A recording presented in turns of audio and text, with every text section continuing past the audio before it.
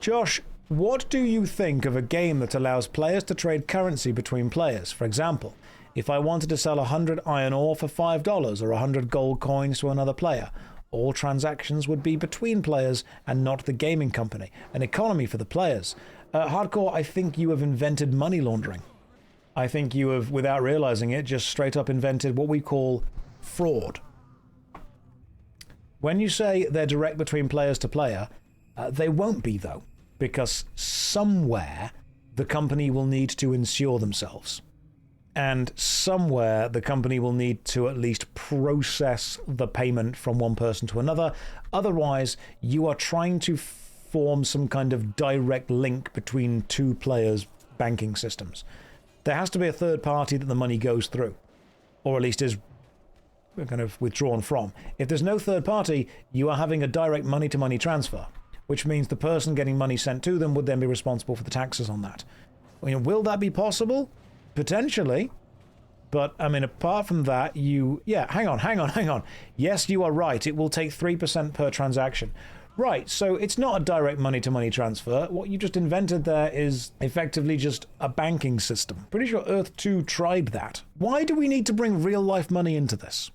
That's the question. Why does real-life money need to be brought into the system at all? Could you not just have people trade within the game to play the game? Have I played Entropia Universe? No, but I know about how it works. Okay, so Hardcore, let me ask you a question. Are you trying to create a game that competes with Entropia Universe? And if you are, why? Is it because you think you can make a good game, or because you think you can make money with this system? Do you see people playing the game as players, or do you see them as using a real money system that you can monetize? There will always be people paying for items outside of the game. Yeah, there will, but like, is the game good? Are you making a good game? Or have you thought of a system that you can make money in that you're trying to build a game around? I want it to be a great game, but I also want players to be able to make money for their time spent. No! A game is not an investment to make you money. It's a fun thing to do with your free time. Stop trying to monetize someone's involvement in the game, because then you won't get players, you will get investors, and they don't want a good game. They want to make money. And the best way of making money will very, very rarely be playing a video game. Make a game that people enjoy. Don't make something that pays people. You will just get crypto bros. Remember all those NFT games that took off? Neither do I. That's why I'm asking. Okay, don't. But of course, if you turn around and ask a crypto bro, hey, what should I do? He'll be like, yeah, man, do this. Get it on the blockchain, sort it out. Add some drop shipping to it as well. Pay in cryptocurrency, whatever you want. I don't care that I'm not making money when I play a game, because I'm not playing a game to make money. I work to get money to buy games, and then I play the games to enjoy the experience the game gives me. I'm not thinking, well, this part of my gaming experience must be monetized. Aren't you working now? I absolutely am, but I'm not making money within the game. I'll make money if people subscribe to it. To me. You have died. God damn it. That was entirely on me. You guys can reset the dungeon, see if you can. But I ain't coming back from this. If you play a game to make money, it's a second job, not a hobby. Bald Eagle, that is absolutely correct. But it can be both. Yes, thank you for informing me that I died. If you say that you want people to make money in your game, are you saying that if they don't, they won't continue to play your game? Do you believe your game is good enough to hold people through pure design? The difference between my game and Entropia has a paywall that you will eventually hit. My game, it's all optional. Okay, Hardcore Tamale, does your game currently exist? The reason I'm being harsh and direct with this, you need to understand, is I get about 100 messages a week from people making games. And all of them have excellent ideas about how to monetize it, how to create it, what it's going to be, what it's not going to be. And I ask the same question, what have you actually got? And their answer is normally an idea. They're normally not developers, they're not programmers, they're not even businessmen normally. It is just straight up, they have an idea for how to make money. And they come to me and say, hey, would this work? They're ideas, guys. And they normally don't have a lot of experience behind them.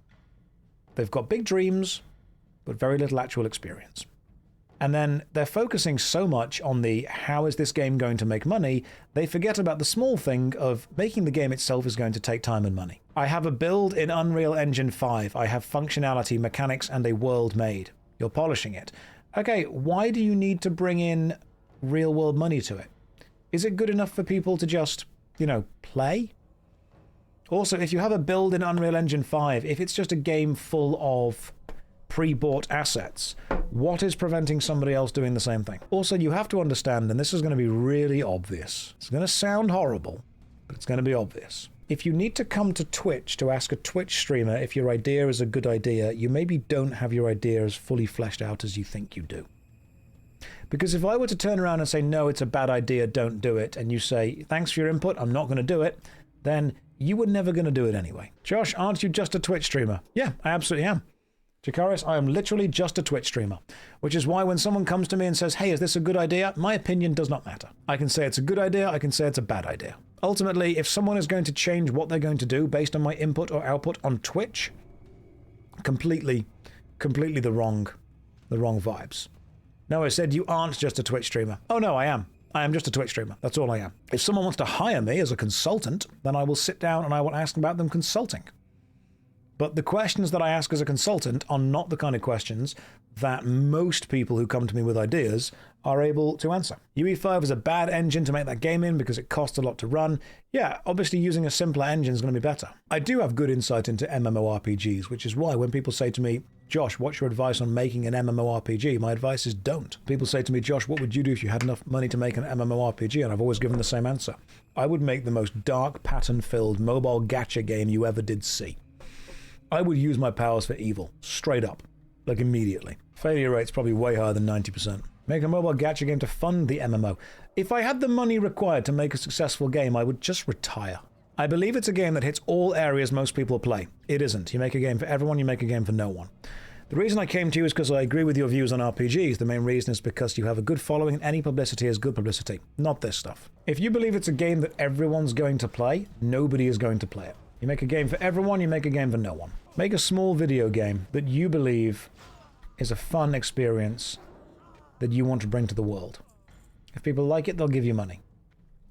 After that, make something bigger and bigger and bigger and bigger and bigger. You are playing the exact game that was made for everyone, LMAO. No, I'm not. This wasn't made for everyone. People that want sci-fi don't want this. People that want football games don't want this. This is not a game made for everyone at all. It's a game made for people that want a consistent online MMORPG. The MMO genre is not big.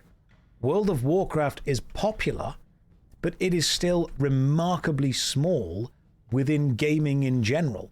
If you believe that World of Warcraft is the most popular MMORPG, that is true. But if you believe that the MMORPG genre is big compared to gaming as a whole, you are wrong. The MMORPG genre is not big compared to gaming as a whole. It is very small. It is still a niche within a niche. And I think people that focus on MMORPGs, I never said everyone on my initial message, I said that most people play. Tamale, do you believe most gamers in the world play World of Warcraft? There are gamers in the world that have never even heard of it. Tamale, okay, here's a question. What's the biggest game in the world? No, that's too... Okay, yeah. What's the most popular played game in the world? Tamale, you're a developer. Without Googling, what's the most popular played game in the world? People are saying soccer. No, video game. I'm not trying to trick you. Most popular played video game in the world. That Chinese PUBG ripoff. Spot on. It's called Crossfire. The most popular played game in the world is Crossfire. It's a Chinese kind of first-person shooter game. But we haven't heard of it over in the West because it's not popular. What is the highest revenue game in the world? What is the highest revenue generation game in the world? No one has said it in chat yet. It is a mobile game called Honor of Kings. You can go and Google this. Honor of Kings is a Chinese remake of League of Legends. League of Legends did not release in China, it did not release on mobile, they wanted to make their own version, so they made Honor of Kings. Honor of Kings made so much money, League of Legends panicked and tried to make a mobile version of themselves really quickly called Wild Rift. Wild Rift did not succeed and has not been maintained. Honor of Kings made more money than almost any other mobile games put together. And yet, whenever someone says they want to make a game for everyone, they never want to make a mobile game and they never want to make a first-person shooter game. They always want to make an MMORPG. Despite the fact that the MMORPG genre is so far down the list of successful, both culturally and financially games, that it's almost irrelevant to look at. If you want to make a game that makes money, make a mobile gacha game. If you want to make a game that you enjoy playing, make an MMORPG, that's fine, but do not expect it to make money. Honor of Kings, you can go and have a look. Honor of Kings made more money than almost... It's not about the money. In that case, Tamal, why do you have a real cash trading shop? If it's not about the money, why was the first question you asked me about how monetary value within your game works? I mean, I'm happy to have this conversation. I'm happy to chat to you about it. And the reason that I might be slightly more confrontational about this is because if you were to hire me as a consultant, which companies and individuals have done, the first thing I do is come in very hot with questions. And if you can't answer those questions with data, with reasons, or if those questions and that, I suppose, aggressive attitude throws you off because I'm not supporting your project, then you would absolutely not be ready to speak to investors. If you cannot answer the questions that I am asking, you will not be able to answer the questions investors are asking. And investors, I guarantee, will not invest in your game. Because there are projects I've invested in. You just can't type as fast, lol. Okay, I'm also not going to take you seriously as someone with a product if you are chatting to me on Twitch. If you were to email me a business manifesto, if you were to email me a pitch deck, if you were to email me a breakdown, if we were to set up a Zoom meeting, if you were to have a limited company already created, if you were to have an investor set up, if you had all the things that I would need for a business-to-business investment transaction, I would absolutely have that conversation with you. But if you just say all you have is an Unreal Engine 5 tech demo of store-bought assets that you are going to find some way to put online, and you're bothered about the monetization within it, that's not enough. So you've thought about it. Who plays your game? What's the demographic? What game would I say has the best premium currency for the user base? Either Warframe or Path of Exile 2. The breast currency. That's a totally different thing. Who's your demographics? East or West? And don't say everyone. West. Okay, so more of a Western game. So you must understand that with Western gamers, they are not particularly going to like any kind of internal transaction, and you must be aware of the negative press that already has. You'll be immediately associating yourself with crypto. You'll be associating yourself with NFTs. If you want to do that, that's fine. What is your game like? What's the gameplay loop? So the gameplay loop for World of Warcraft is you complete quests, you engage in combat with enemies, you level up, you equip items which allow you to engage in harder quests and kill harder enemies. You go on instance-based combat encounters called dungeons, and then you go into larger instanced combat encounters called raids, which require more people. The gameplay loop, the vast majority of it, is completing combat encounters and leveling your character up. What is your gameplay loop? The Magic the Gathering gameplay loop will be different. The Portal gameplay loop is different. The Valheim gameplay loop is different. The RuneScape gameplay loop is different. What are your players doing moment to moment? Zircon Band of Fire Resistance. Cool, but I don't need it. The WoW gameplay loop is excellent. That's why I'm enjoying it. Even that little fight just there, that was a self-contained gameplay loop. That's going to be a gameplay loop. That's going to be one as well. This is great. That's why I like it a lot. And every person brings utility to it. If you want to have a serious conversation about serious gameplay design, we can totally do that. But I'm going to be very direct with you, and I'm going to say what I expect from you. And the reason I'm doing this is because I get roughly, as I said, 100 messages in various ways per week. Whether it's an email, Instagram, Twitter, or on here. And everyone has a video game they would like my advice on. Everyone has a project they would like me to look at for 10, 15 minutes. If I just looked at all of their projects for 10 to 15 minutes per week, I would do nothing else with my time. So I have to be extremely direct with my time with this. Someone messages me, hey, I've written this, it's only 5 pages long, can you read it? It's an idea for a card game or a board game, or it's idea for this or for that or for the other. And at some point I've had to say to people, look, you don't need my advice yet. What you need to do is have something that exists. Charge them and make bank. I don't want to. Because they're honestly, at this point, they're naive. Do you guys read your emails? All of them? Yes. I read the first few lines, work out whether it's going to be a serious email or not, and then get rid of it. I don't want to charge people because these people have their hearts in the right place, but they're not business-minded. I think a lot of people forget that video games are business opportunities as well. Video games are products. What about in-game mail? No, not at all. I love games as a gamer. I also understand games as a product. Worm on a String, 10 out of 10, 100%. Nothing wrong with that at all. What is the gameplay loop of playing Worm on a String? Move the string, worm moves. Pretty much it. Why would someone play your game? Someone's had a hard day at work, they come home, they play it. Are you even aiming your game at people who are employed? Because it's entirely fine if you say my main demographic is people who are unemployed. Okay, that's fine. The main people who are playing NFT games are not people who want to play good games. They're people who want to make money. No one's playing an NFT game saying, wow, what a great game. They're playing an NFT game thinking in the future this will be worth something. In the future this will be worth my time. Yeah, could be children, could be teens, could be that. There's a lot of things that it would be. And if they say the NFT game is good, they're often doing it because they are trying to get other people involved into it. I'm not going to say none because I don't know every game in the world, but I cannot think of a video game that has been improved by the presence of NFTs. But I'm more than happy to answer business questions about video games. I would be far more impressed if someone came to me and said, I want to make a video game, this is the budget, this is the idea, this is the return on investment, this is the demographic, this is the gap in the market that I'm trying to fill, this is our competition, this is what we're doing better than. If you could do that, I'll be way more impressed.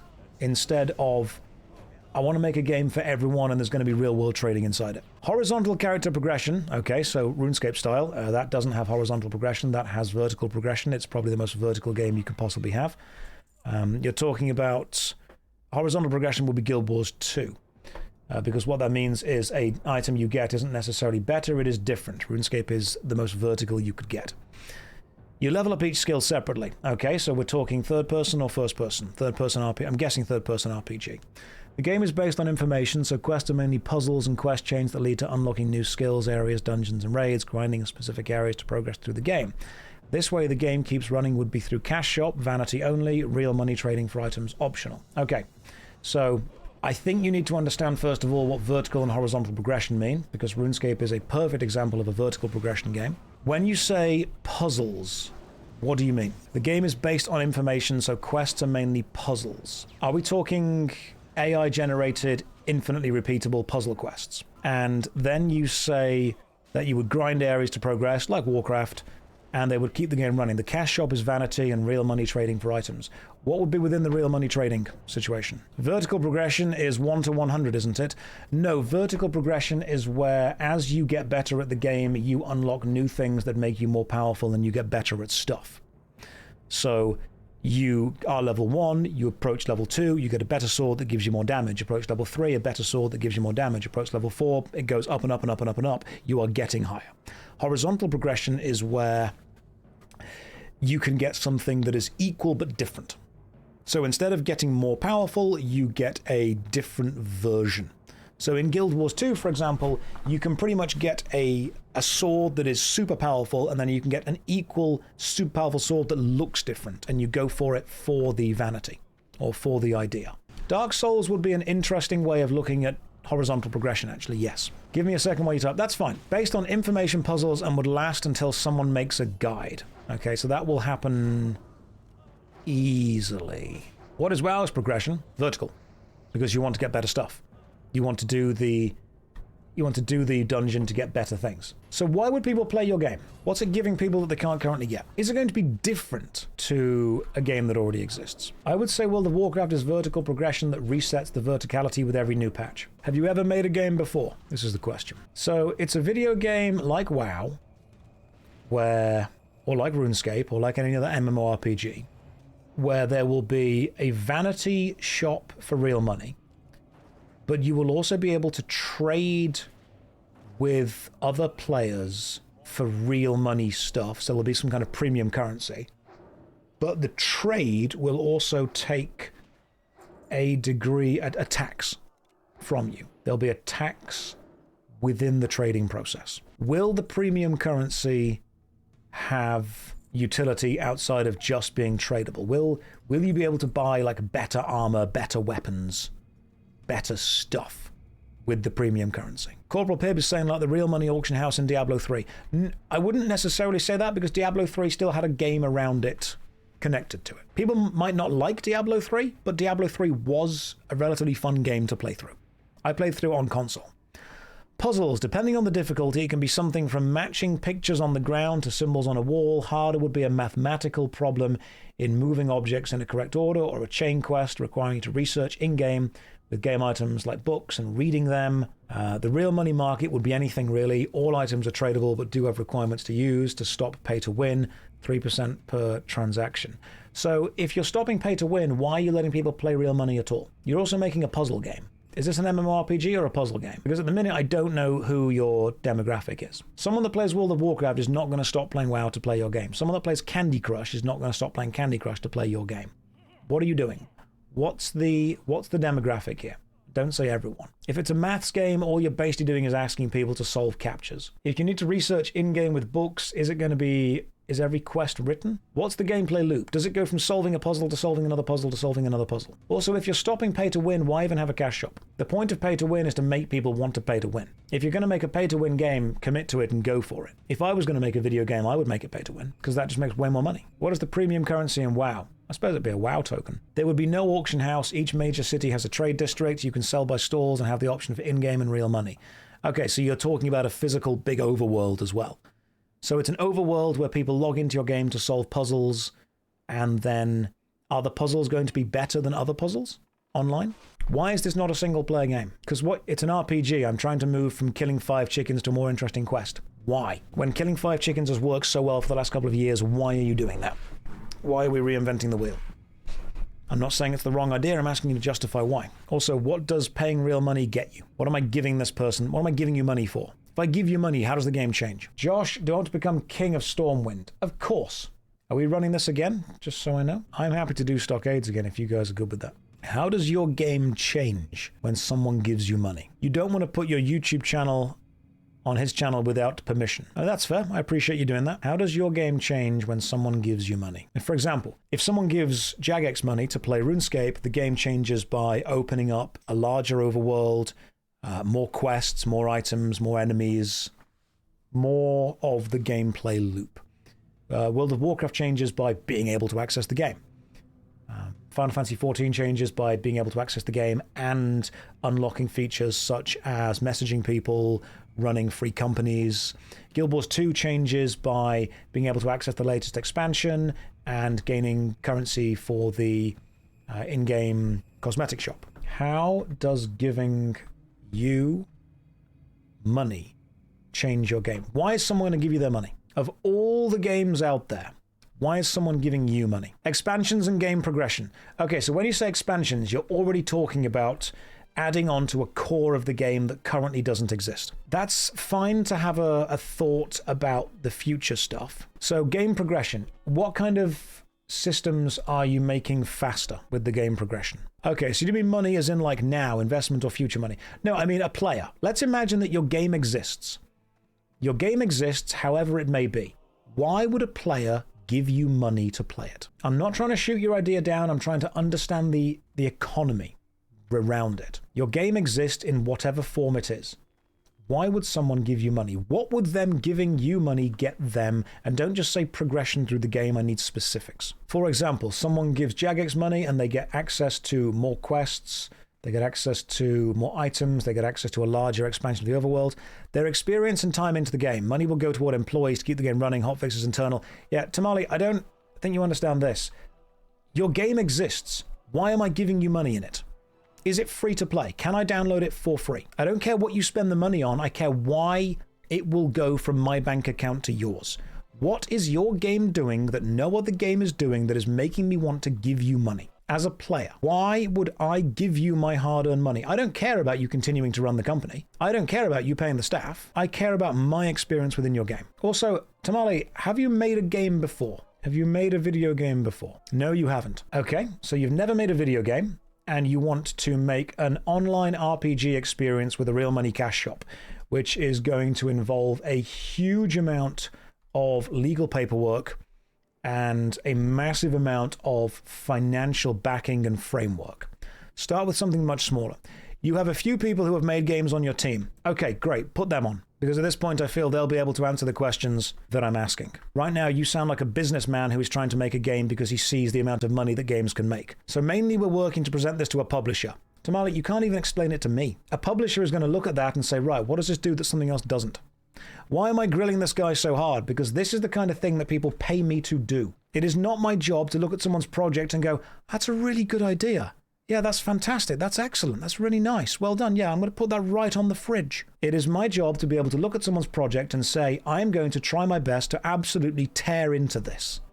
If you can answer every single question that I've got with interesting answers, researched answers, data-driven answers, then you will be ready and prepared to take it to a publisher. Because one of the reasons that so many businesses fail is because they don't ask people who are asking harsh questions. They ask their friends.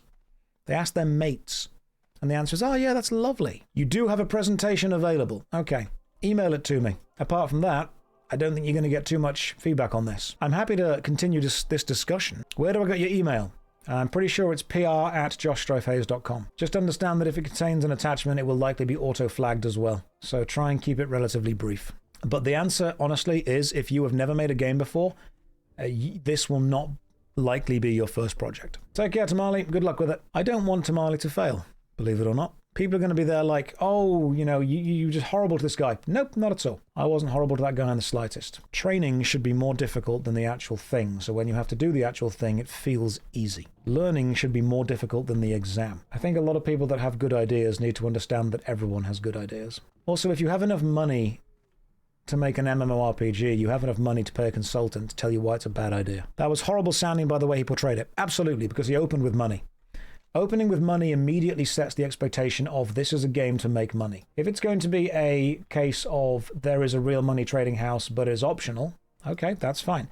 But the first question was, what do I think about a game where there's a real money trading shop where there's a 3% tax taken? I'm like, if that's the very first thing you ask, that's where your heart is.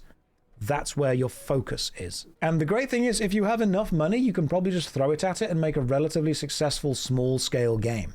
What you won't do is make a big MMORPG that people like. And when someone says, I don't know what I'm doing, but my team do, cool, bring your team. You have an idea, roguelike bowling, thoughts, I'm sold, make it, I'm investing. I'm trying to read the chat while also running up this ramp. Bolatro.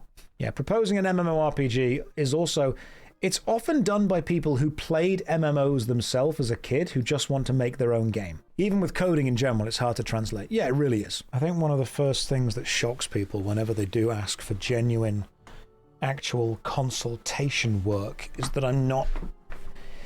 There's a way of being direct without necessarily focusing on the kindness of the direction.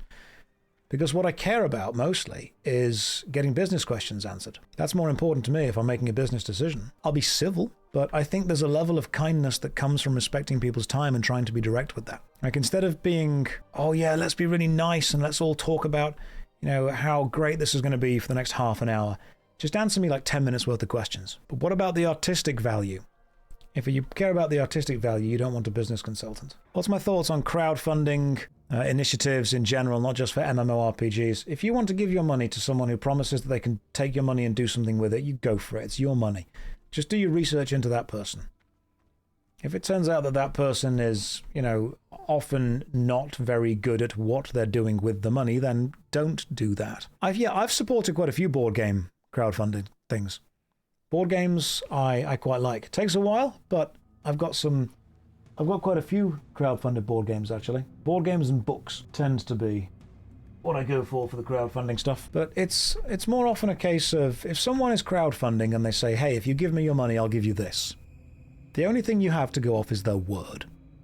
And their word is then either supported or damaged by any kind of reputation they may have. If your sources trust me, bro, I'm going to be a little bit more wary of you, you know? Yeah, if you have a good reputation, then crowdfunding can be a way to help out. You wouldn't back some overly ambitious project.